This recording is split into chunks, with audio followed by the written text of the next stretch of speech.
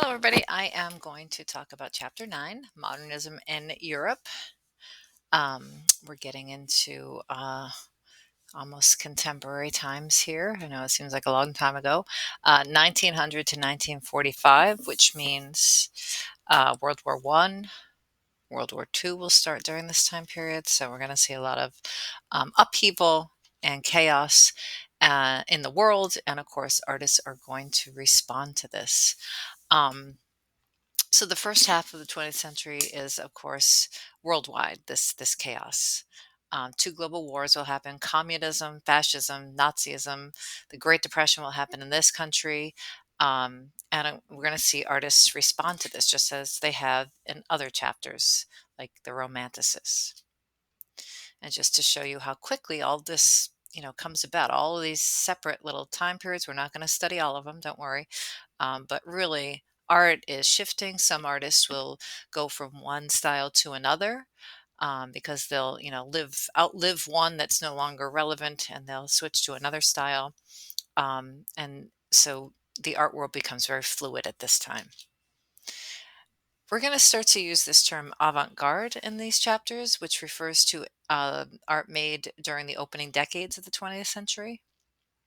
And this is a term that is adapted from the military. Um, the avant-garde would be the troops that were sent ahead to scout out the positions. So these are people at the front. These are people that are going ahead, moving art forward.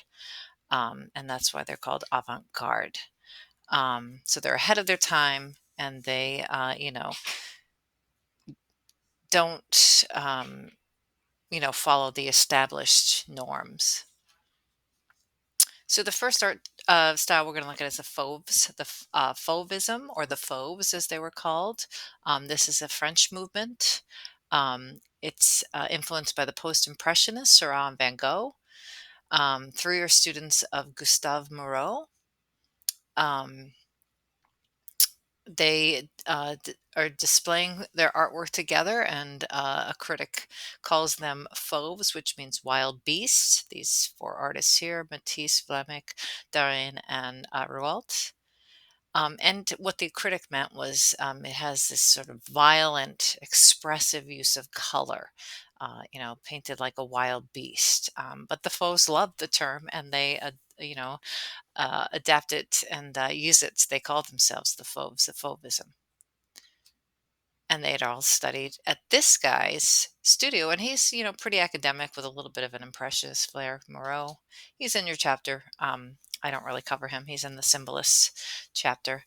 Um, so this is an artwork by Matisse, and you can see maybe what the critic was talking about. This is Woman with Hat. And he is doing, what the post-impressionists were doing, using color in a non-descriptive way. He's doing what the impressionists did, letting the paint sit on top of the subject, visibly just, using big slashes of green on the face and leaving them there. An abstracted hat here. So he's being very expressive with his color, like Gauguin. He's being very painterly with his, brush strokes like Monet or Van Gogh. So, of course, the avant-garde doesn't really happen without all of the other people that we've looked at in the last chapter. This is Matisse's portrait of Madame Matisse. He often painted his wife. He liked to give her green stripes. This is actually called the green stripe. And this is his Joy of Life from your textbook. So he's using an academic um, subject. We've seen plenty of the female nude. We've seen nudes in the park. We just saw Manet doing his version of it. This could be like Titian or Giorgione or Renoir, like all these nudes that we've seen in Matisse's Fauves style. So these heightened colors and big patches of color that the Impressionists were doing, but really not much like this. Matisse also likes to use the element of line. A lot of his figures are sort of like drawings on top of a painting in a way. And he did like to call attention to line. He often used a heavy black outline or just a delicate little line. He loved the contour.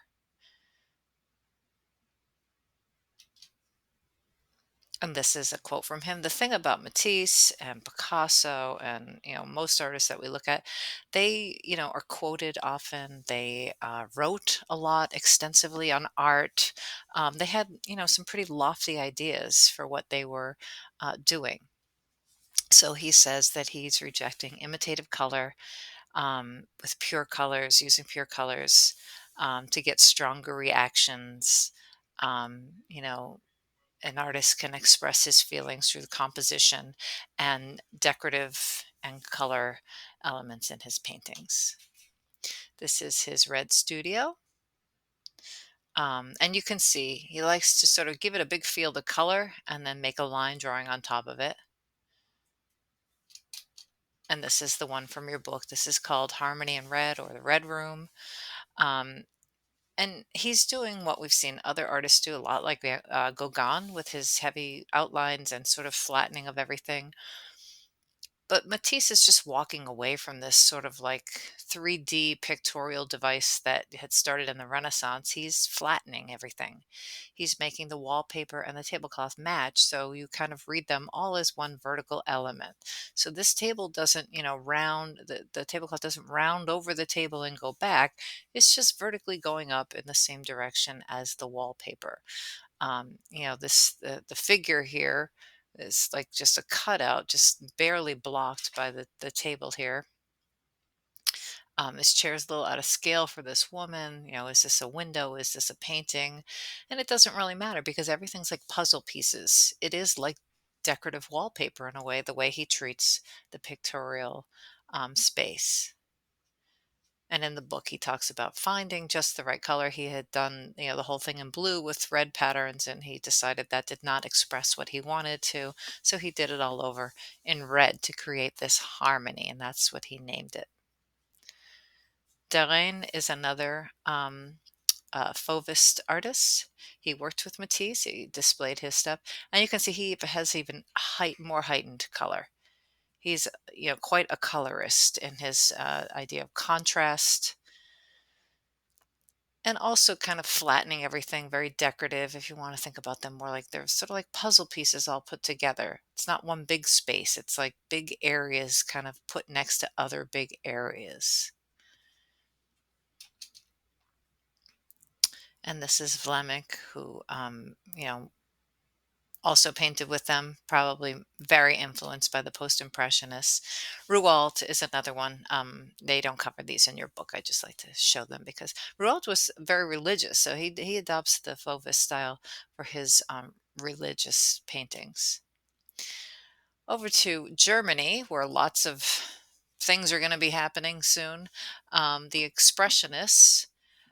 We had seen Edvard Munch already. He's a Northern Expressionist. And these two other groups are German Expressionism. We're going to have the Die Brücke, which means the bridge, and the Blue Rider, which is Kandinsky and others. So let's look at the Brücke. Is the thing about these groups is they all have what's called manifestos or some kind of writing, treaties, whatnot, where they are, instead of just meeting at the cafes like the Impressionists, they're literally writing down their manifesto. These are the things we believe about what art should be. And this here is a quote from Nietzsche, which is what the Die Brücke, the bridge people, followed.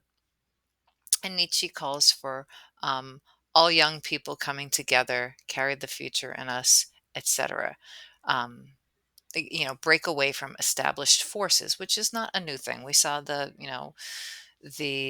Salon de Refusé trying to do that as well. But really, they're trying to break away from more than just the salon. They're trying to, get away from established society in a way. We look at Kirchner first. This is the one that's in your book. This is called Street Dresden. And Kirchner gives us a glimpse of like what it is to live in a crowded city, in the frenzied urban city. You see all the crowds. There seems to be like a big negative space here. We see this sort of horrific portraits of these women. This, small girl, whatever she's doing, holding flowers, ironically, but looking very menacing or threatening.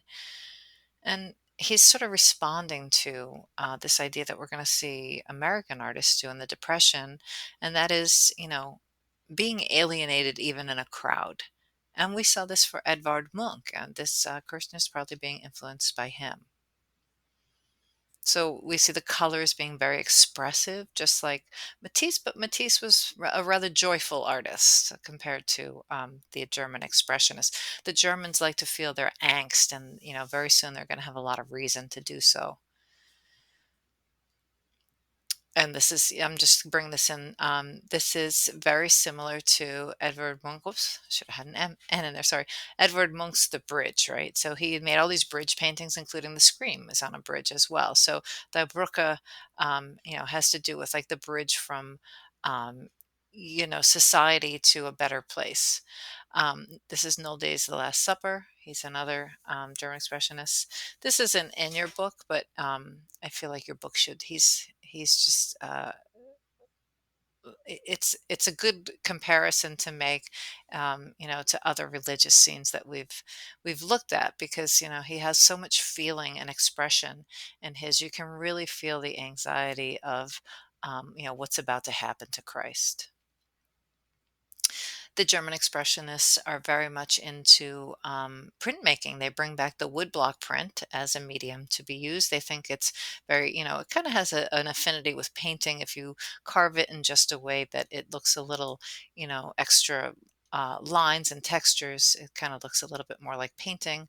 And they find sort of the simplicity of the negative positive to be very expressive. So we have this revival of this, and the next group we look at will use this as well. The other German expressionists. So we have Die Brücke, which is the bridge, and then we have the Blue Rider, which Kandinsky will be part of. And the Blue Rider group has their own manifestos, and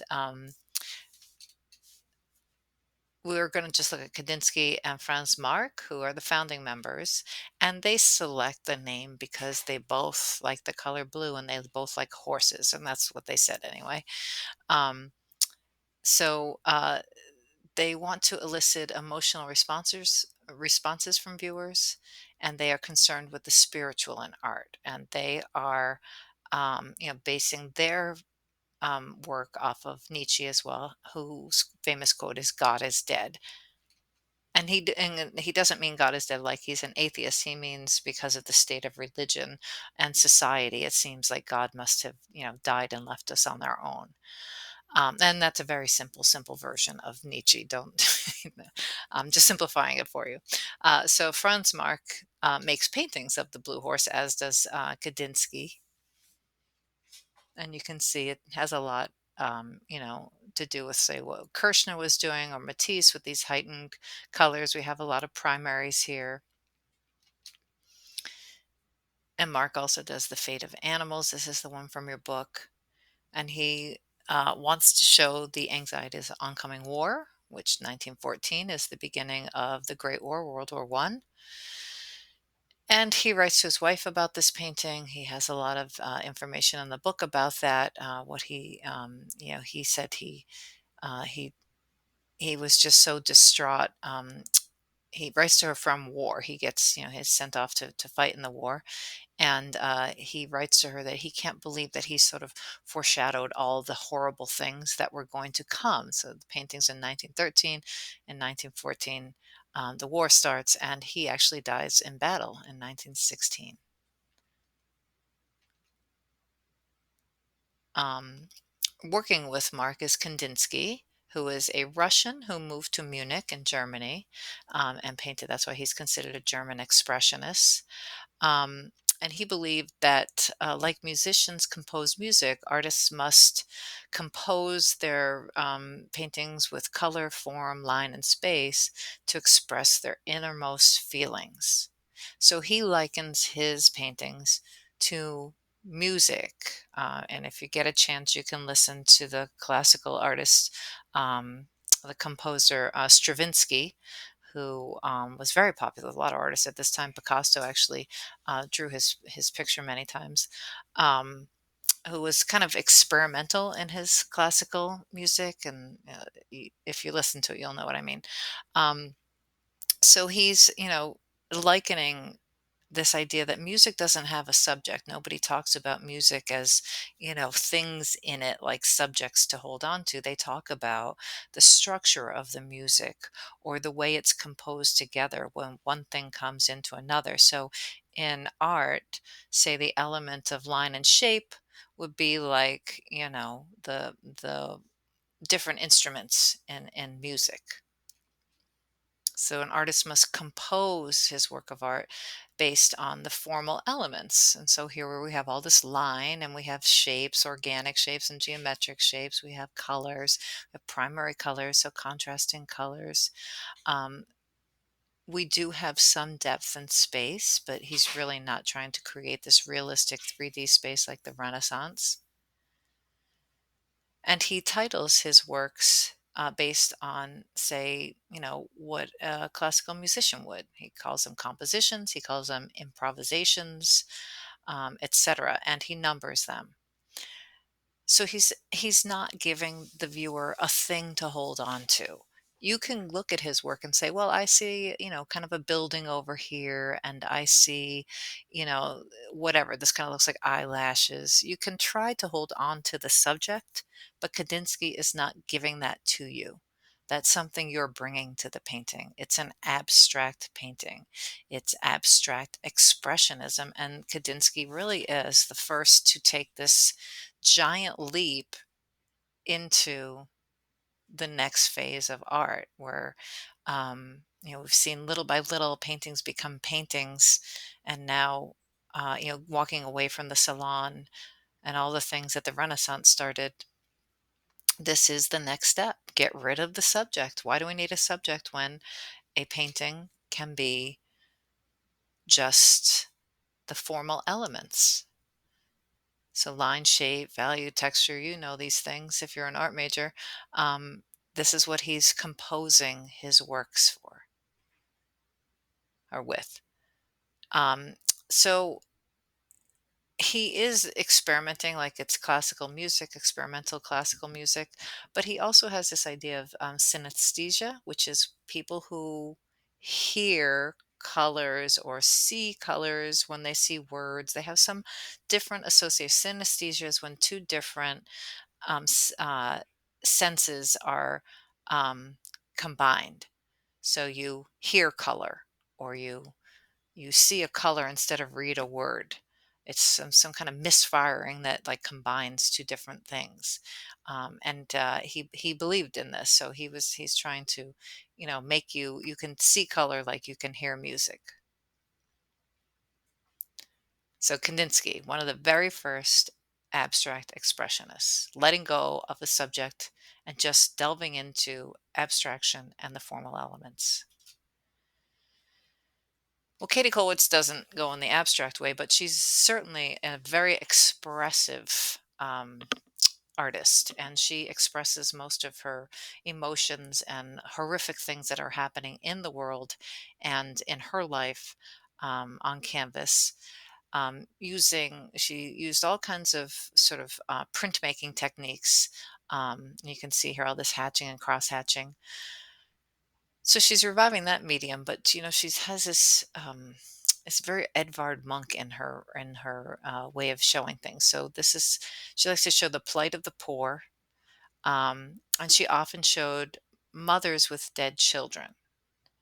And your book, points out that this is a common top. We've seen the Pieta. We saw the Michelangelo's Pieta, but this is a earlier German Pieta, which is in the 114 section, the Rotem Pieta. So, she's German. She would know this kind of tradition of, very expressive and angular, emotional scenes of Jesus and Mary. And this is a Kolwitz charcoal drawing where you can see, she has this angst and things that she wants to show. And the sad irony is the child that poses for her is her model, her child will later on in the war, when he's old enough, this is only 1903, he'll be sent off and killed in war. It's a very depressing chapter. I'm sorry. Pablo Picasso. Well, let's get maybe a little happier. Pablo Picasso grew up in Spain. He's a Spanish artist, and he moves to France eventually and befriends people and becomes Picasso himself. So, as a younger man, he was very influenced by this artist, El Greco, who we saw in the Mannerist chapter. He's sort of a Mannerist Baroque Spanish artist. And in that chapter, I pointed out we're going to remember all these kind of blue overtones and undertones that El Greco used because Picasso studied El Greco. And really, and when he was interviewed, he pays homage to him. There are two people that really, I mean, Picasso was open about all of his influences. El Greco is one of them, and later on, it will be another artist. So you can see here, this is the old guitarist. He's very much taking on these like elongated, thin limbs, pointy fingers, and then these blue undertones. So Picasso has a long period where it's called the blue period, where he does these strange, paintings with blue undertones. He liked to paint these banks. These like sort of traveling circus people. He painted several scenes of these, and more than several, dozens actually. Picasso's a guy who was extremely prolific. He made many, many, many hundreds and hundreds of paintings, and he lived a very long time. Um, and he adopted his style as he went. He adapted his style as he went. He did not, stick to one thing. He changed with the times. He was very influenced by everything around him, and he was constantly looking to move his art forward. So this is a blue period, a very early Picasso.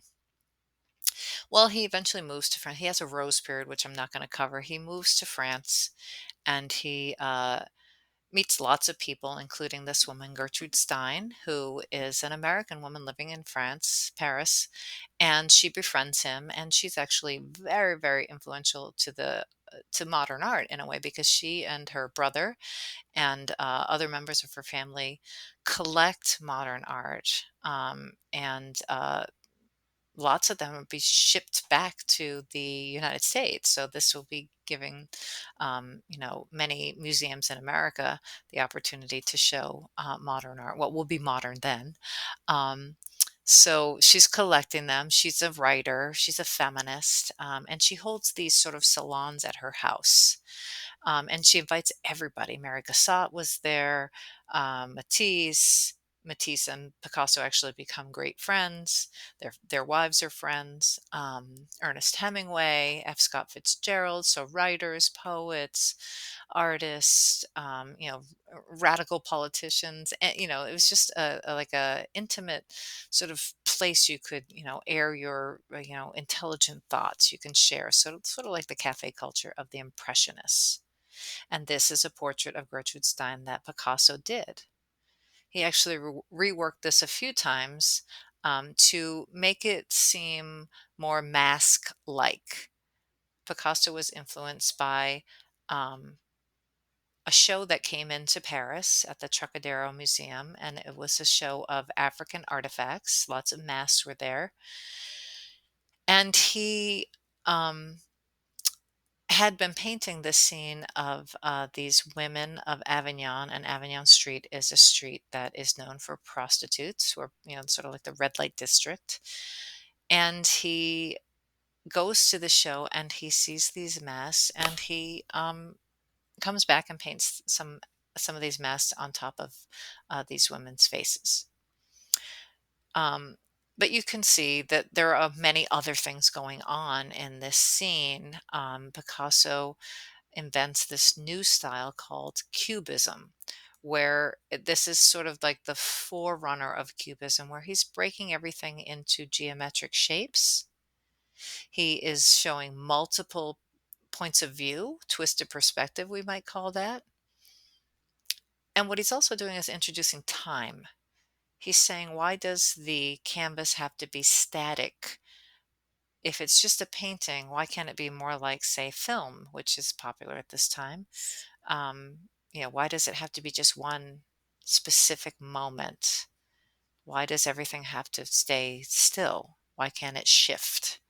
And so he's sort of experimenting with that. He's also making all kinds of quotations on, say Manet, um, and other many, female nudes that would have been shown in art history. He's very aware of what's going on. If you get a chance to watch the Khan Academy video on this, they do a great job talking about this. So he shows this, and people are a little outraged, but Picasso's a very popular guy. Um, and in your discussion board, I asked, is this influence or appropriation, this taking of these African artifacts? Um, and appropriation is when you just sort of borrow something visually that does not belong to your culture and you are misusing it for what it was meant to be. It's sort of just reducing something to what it looks like and not caring about the meaning. The question is he just being influenced by it, or is he just stealing it for his own purpose? And hopefully you had some great thoughts about that. I mean, we can see that he visually is doing something similar to that already. And when he saw these, he probably thought, "Oh, yeah, that it's very similar. I can use that." But he is using it in a way that it would not have been used. It would never have been put on a prostitute. These masks, a lot of them are sort of religious things. Um, these are actually like effigy figures here that would have things stuck in them, sort of like voodoo dolls. And this is a thing in life. If you see somebody with a certain hairdo from a place that they're not from, or um, just this idea of appropriation is a cultural question that I think is important for people to ask.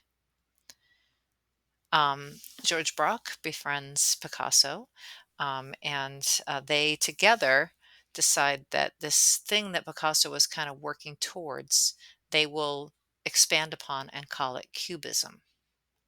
And I'm going to mention here that Picasso loved the work of Cezanne, who was, as I taught it, breaking things up into geometric shapes already. He has that quote, the cube, the sphere, the cylinder, these are the things to pay attention to. And Picasso, kind of borrows that idea from him. And the writer Apollinaire says of the movement, it's the art of depicting new wholes and formal elements borrowed from not from reality of vision, but from that of conception.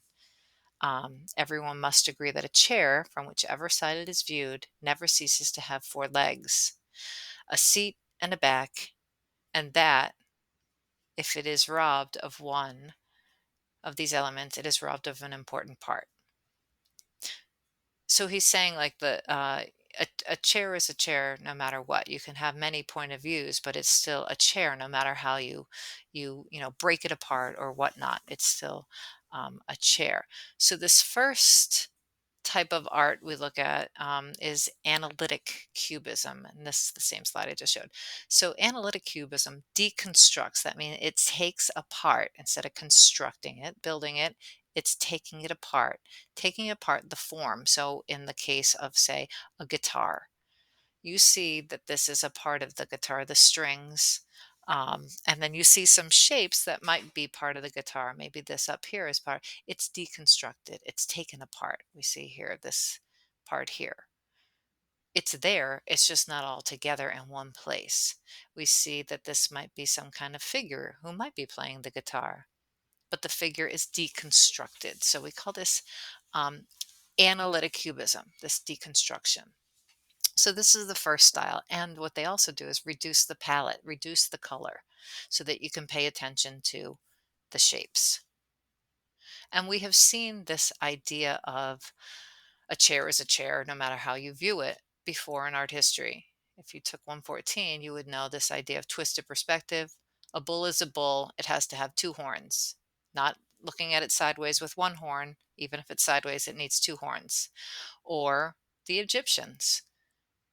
would never show a man, a man of any worth or money or status as standing sideways so that you only saw one leg and one arm. A man is a man with two arms and two legs.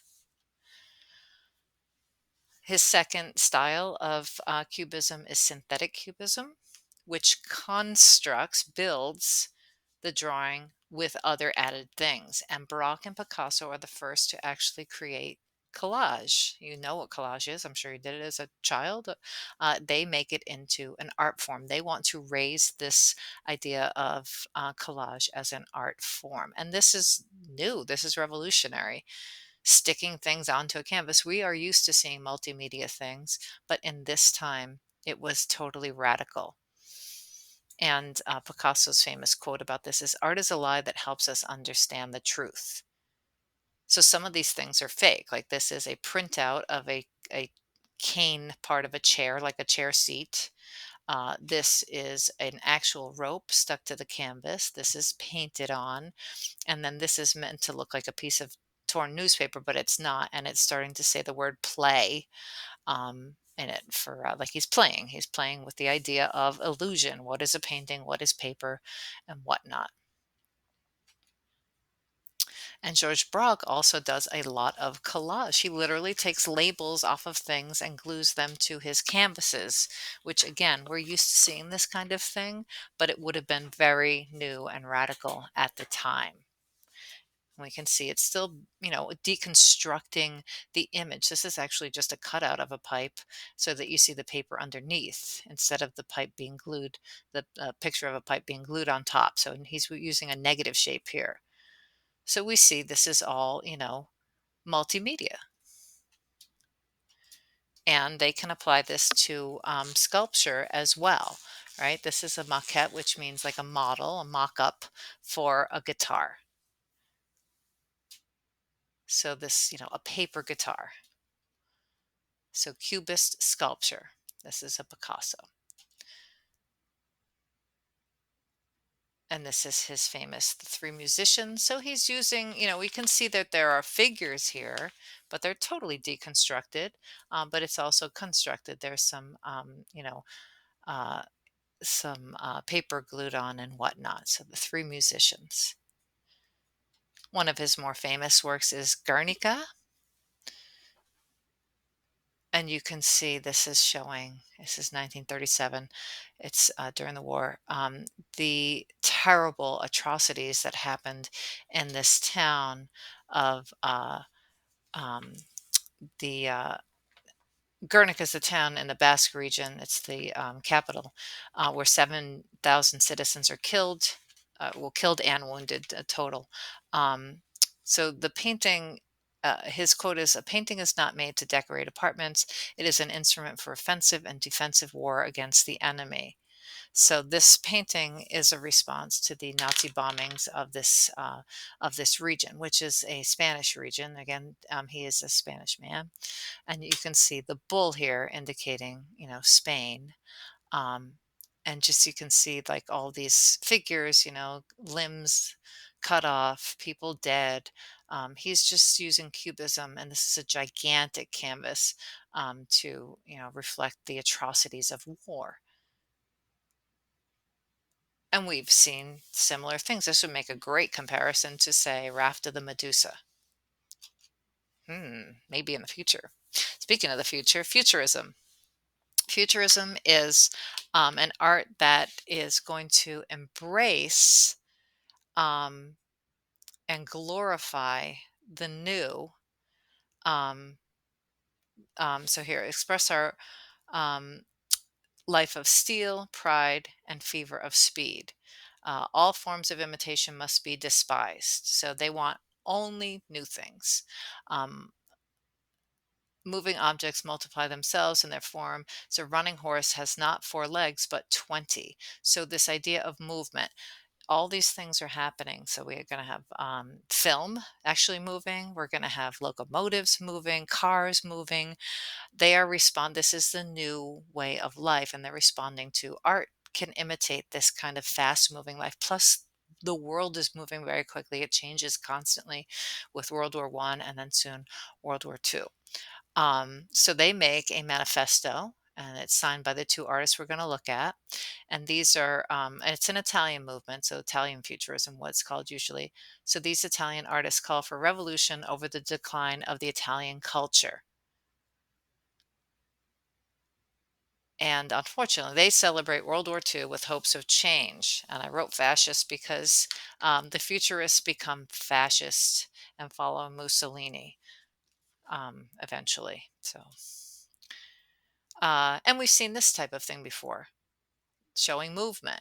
This is Muybridge from our other chapter. Remember, he was trying to solve does um, all 4 feet come off the ground at one time? And yes, you can see right in the second one they do.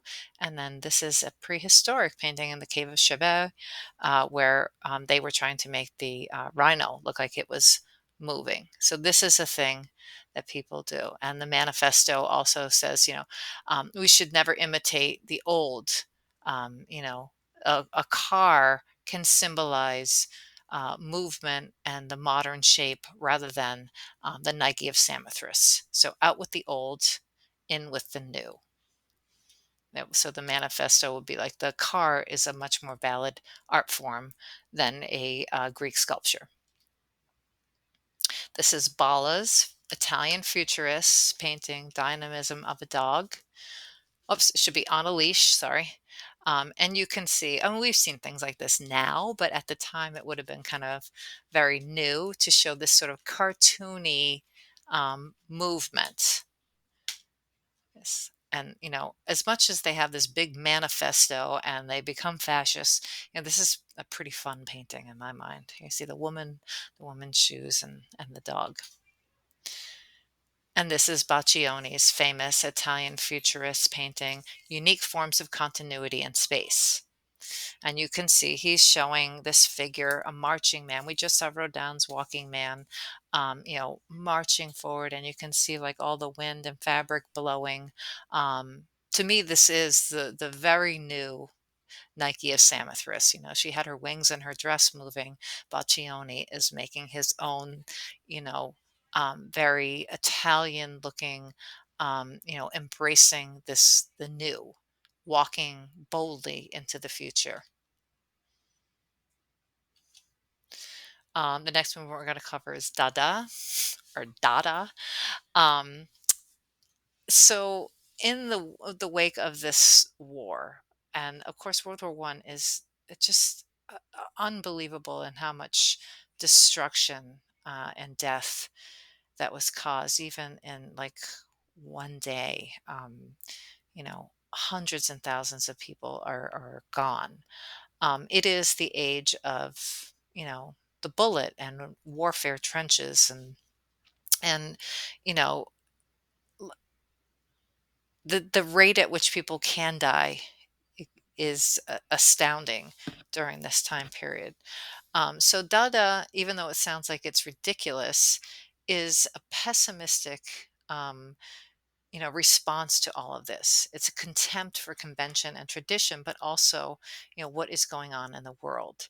And it is literally trying to undermine all assumptions about art because the world seems just totally absurd. It's like walking through a nightmare every day. And this is at the same time that Sigmund Freud is writing about the psychoanalysis, which is the study of dreams and the subconscious and trying to tap into your inner id and your subconscious. This is a new type of therapy that is around, and Dada and Surrealism eventually will respond to this. So this is Jean Arp's collage arranged according to the laws of chance. Jean Arp liked to take a bunch of cut up paper and throw it down on the ground on a piece of paper and glue it wherever it landed. He allowed chance to, he said it tapped into your primeval power. And this was based on the writings of another analysis, Richter. Um, and he's just trying to be subversive. He's saying, all this planned composition and how things should look, this is just as relevant. This is absurdist art. This is art. I'm going to let chance, um, sort of work for me. If you have a chance, no, I don't mean chance as a pun. If you want to try this, we do this in class. The whole idea that they all land like this is a little bit absurd in my mind, because nothing's overlapping and everything seems very balanced. But it is what it is.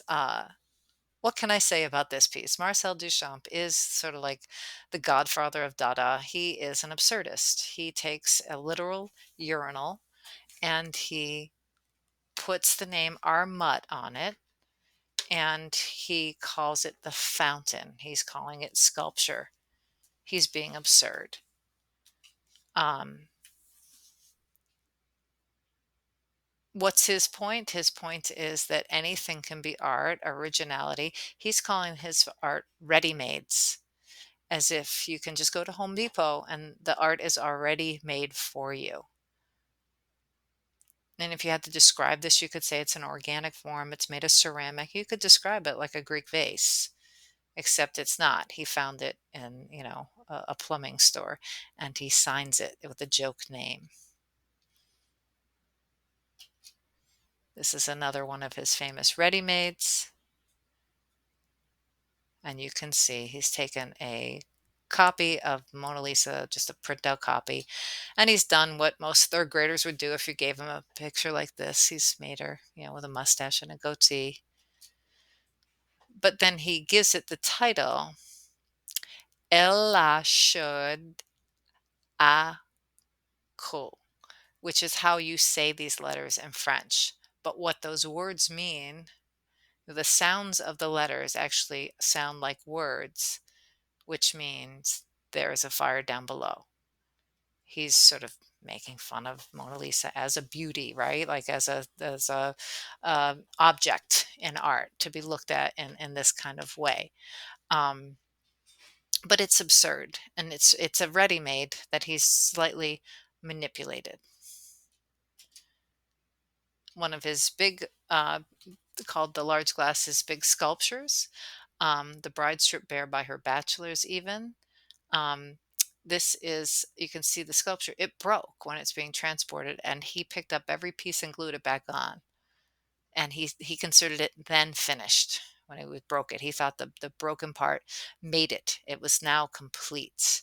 And the whole thing is just kind of absurd. There's no um, bride or bachelors. It's like these mechanical things that he's sort of referring to as those things. It's not even a canvas. It's not even a, it's it's absurdist. He's making no sense, and we'll look back at him again when we get to the Armory show. Over to the surrealist. Now, this guy's called a metaphysical painter, but you can call him a surrealist. That's fine. Giorgio de Chirico um, is the guy who did this. Whoops, I should have left his name in there. He's in your book, de Chirico. This is The Song of Love. And De Chirico is juxtaposing or putting side by side things that don't seem to make sense. He has the head of the Apollo Belvedere, which is in the Vatican. He has a giant red glove. He has a green sphere that's lit from below but has a shadow. He has these Italian piazzas, these open spaces, and then he indicates that there is a locomotive, which the surrealists like to do. And you're supposed to make some sense of it. It's supposed to be a dreamlike kind of space, where there's some kind of underlying meaning, but it's a dream. So you have to try to interpret it. And whatever you interpret it to taps into your subconscious. And that's what surrealism kind of does. So I'm sure you've had a dream where like you're in a place or something's happening where it could never happen in that place. There are things or people in your dreams that don't belong in the space that's in your dreams or whatnot. So it's this kind of weird putting together this juxtaposition of things that don't belong together. Max Ernst was also a surrealist artist, and he believed in this whole idea of ambiguity. So he gives his work these strange titles. This is Two Children Are Threatened by a Nightingale. And he actually uses multimedia. This is a wooden frame. This gate is wooden. This is a wooden part of it. This is wooden, a real knob. And then the rest is a painting that uses real traditional perspective and, whatnot. But then we have the figures here that are in black and white. So they're supposed to be more dreamlike. And then with the title, you even though it doesn't look that scary, you get this weird feeling like, what does that mean? And when you look closer, you see there's a child being abducted probably, or what's going on here. You can't see what's behind the wall there. What is this that's fallen? So it's all this sort of strangeness that you were supposed to interpret like a dream. And this comes in your book at this time because the surrealists were part of this, but really it's about a lot of the German expressionists. At this time, um, Hitler, who was a failed art student, decides he is going to round up all of the art of the German expressionists and anybody, the surrealists too, anybody he deems as degenerate. And he launches a degenerate art exhibition. And he shows hundreds of pieces he takes right from museums of these artists, not with their permission, to ridicule them, to make fun of them and say, he opens it to the public. Over 2 million people go and see it in the first month. And they're hung like, all askew, and there's like terrible things written about them on the wall. So, and this is an actual snapshot of Hitler going to see the show.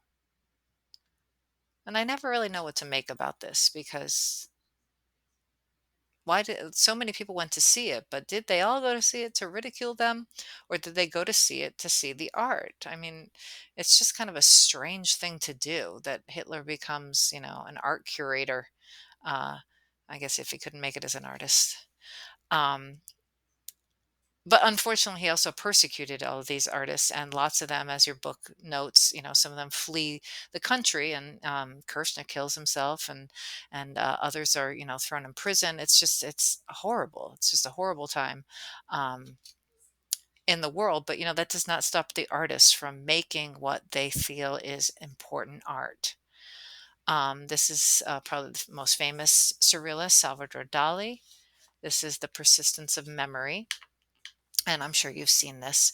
This is very similar to what Max Ernst was doing. You take a setting that you kind of understand, water, land, horizon, mountainish kind of things, and then you put in strange objects, melting clocks, this amorphous kind of thing that looks like eyelashes and a tongue. Is it a big eye? What is it? A bone, a cuttlefish? Uh, this is a stopwatch with ants all over it. This has a bug on it. Melting clocks, we seem like we probably can understand the idea of, he gives you this memories, melting memories. They haunt us in a way. So he's trying to make what a dream would feel like. And the thing about Dali, this is a small painting. He's super, super realistic in his style. Like everything is as if he's looking at a photograph, and he's not. He's making it up.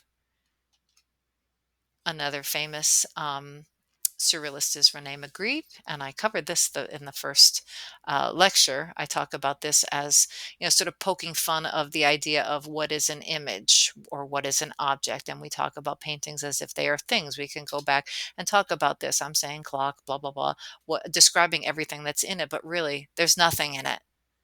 There's paint that does different things on different things, different colors, different textures, whatnot. And Magritte is sort of calling that on the carpet here by saying, this is not a pipe, which is what this says in French.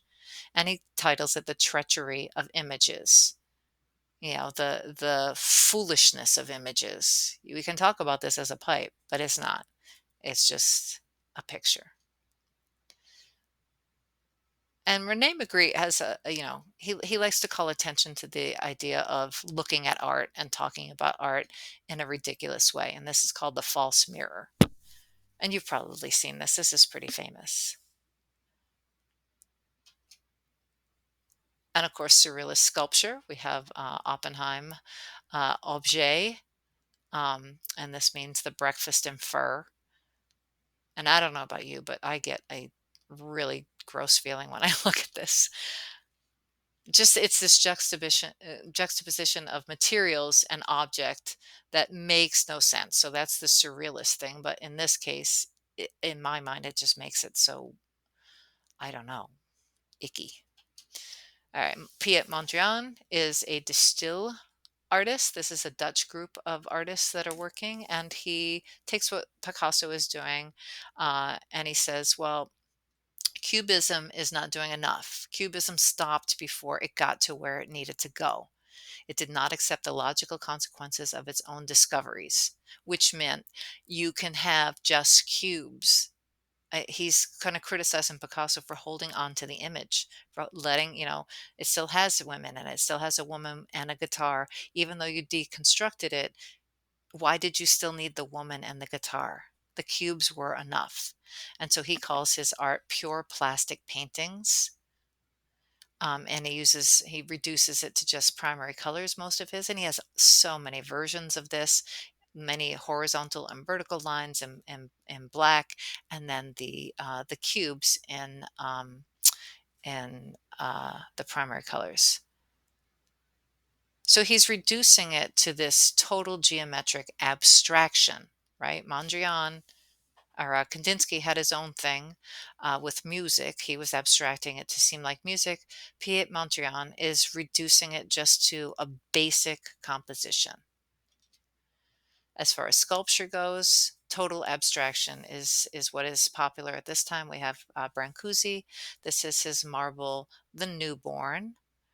Um, and it's just a very abstract, organic, polished surface. And I don't need to over explain this. You get why he's calling it that. Same thing here, bird in space. So he's embracing this new materiality, but he is also, um, I like this quote. It says, don't look for mysteries. I give you pure joy. We get it. This is a wing, and he's calling it bird in space. It's sort of the opposite of surrealism. Like, don't try to interpret it. It's a wing. Like I'm trying to let you just enjoy this shape. Henry Moore is an English sculptor. He actually does giant sculptures. These are all over the world. These are all over this country. Actually, I've seen several of these. Um, and he often liked to make reclining women, but these big sort of biomorphic, abstracted figures. Somehow, even though his materiality is kind of chunky, I feel like he always has some kind of elegance to his sculptures. That makes a great comparison. We've seen a lot of female nude sculptures, so let's keep him in mind. And architecture, modern architecture. This is, if you want to buy a super modern house, it's still based on this type of architecture that happens um, in this time period, where the forms are starting to be reduced to just geometric. This is like a Mondrian painting come to life, and he knew all about Mondrian. As a matter of fact, instead of like the little cubes, you can move most of the walls have like panels that can be slid. All the glass things can be slid. So he's one of the first to come up with this idea of an open floor plan. If you took 114, you know that in the Gothic, that was the way that they were trying to do it. And now we're going to have the Schroeder House has already done it. And in Germany, we have the Bauhaus. This is a school of things, furniture, tapestries, all kinds of stuff. And they had all kinds of theories about, how to make art, how to make living environments. They called for simplicity and restraint. And this is highly influential to what we consider sort of the modern American style. Um, if you go to like a very deluxe like 50s house or something, it will have this kind of furniture. This is a Marcel Breuer and a Wassily chair. He comes out of the Bauhaus. So they're designing all kinds of sleek, reduced, minimal kind of things. And then I'm just going to quickly show these guys because we might come back to them when we get to American architecture. Mies van der Rohe works at the Bauhaus, and then he leaves. Um, and he will come to this country and make lots of buildings, and so will Le Corbusier.